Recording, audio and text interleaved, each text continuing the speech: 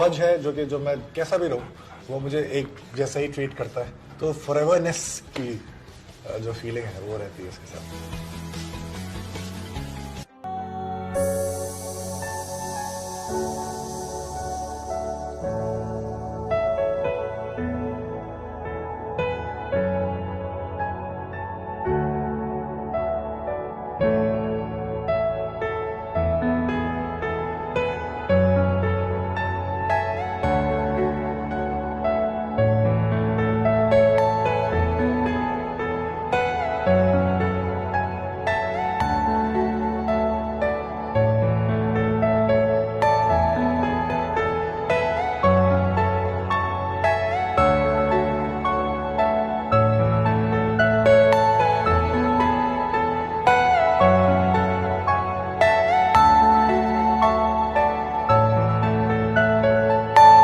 Are you all my personal dreams?